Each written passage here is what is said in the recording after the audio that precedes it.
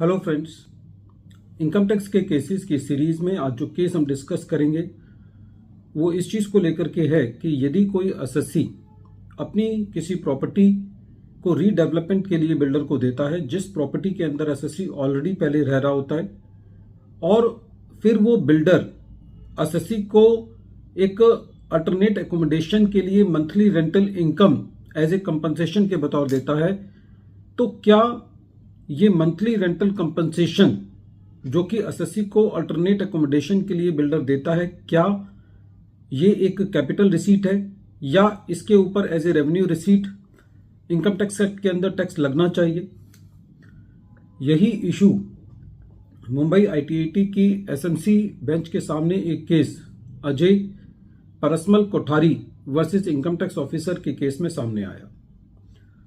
ये case 126 ITR tribunal page number 511 पर report हुआ और इस केस का जजमेंट 3 अप्रैल 2023 को आया।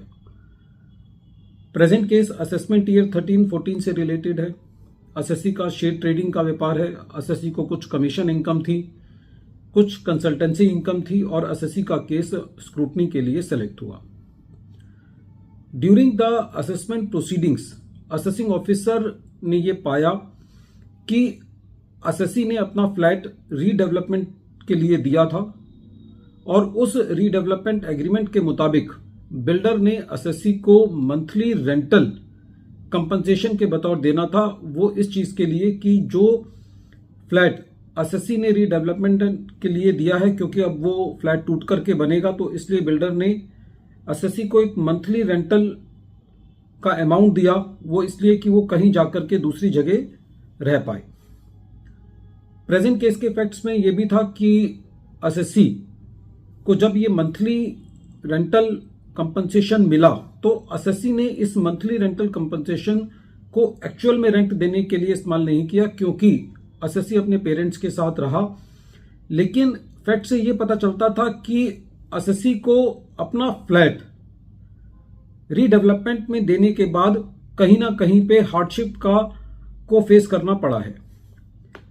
एसएससी ने जब अपनी इनकम टैक्स की रिटर्न फाइल की थी तो इसको एज ए कैपिटल रिसीट लिया था। During the assessment proceeding assessing officer ने एसएससी से ये एक्सप्लेनेशन मांगी, ये शो कोज नोटिस दिया कि क्यों ना इस अमाउंट को रेवेन्यू रिसीट मान के इनकम फ्रॉम अदर सोर्सेज के अंदर लिया जाए। एसएससी ने इसकी एक्सप्लेनेशन दी, जिसको असेसिंग ऑफिसर ने एक्सेप्ट नहीं किया और सीआईटी अपील ने भी इस मैटर को रेवेन्यू के फेवर में रखा।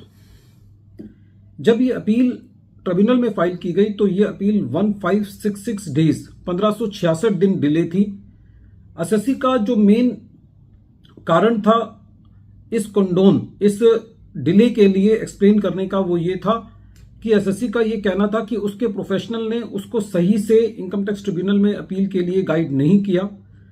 ट्रिब्यूनल ने यह कहा कि क्योंकि प्रेजेंट केस में इस फैक्ट से यह पता चलता है कि एसएससी को पूरी तरीके से प्रोफेशनल की गाइडेंस नहीं मिली, इसलिए ट्रिब्यूनल ने 1566 दिन 1566 डेज की डिले अलाउ करी।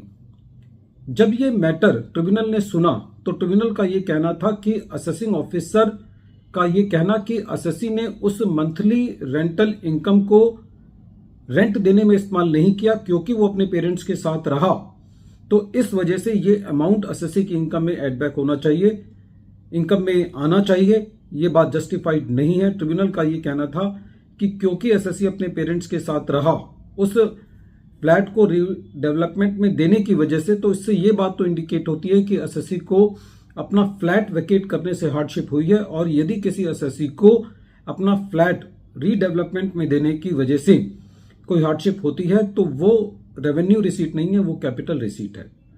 फ्रेंड्स, केस बहुत इंपॉर्टेंट है क्योंकि आज के केस में काफ़ी जगह ये देखने को मिलता है रेजिडेंशियल कॉलोनीज में, कमर्शियल कॉलोनीज में, कि जहां पर जो एसएससी है वो अपना प्रॉपर्टी रीडेवलपमेंट के लिए देता है।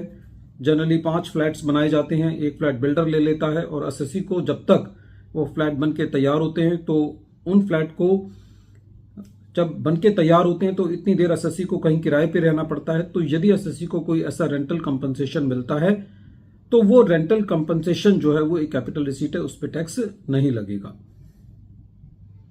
वीडियो के अंत में एक बार फिर मैं केस का नाम रिपीट कर रहा हूं। केस का नाम है Ajay Parasmal Kothari versus income tax officer और ये case 126 ITR tribunal page number 511 पर रिपोर्ट हुआ और इस केस का जजमेंट 3 अप्रैल 23 को आया।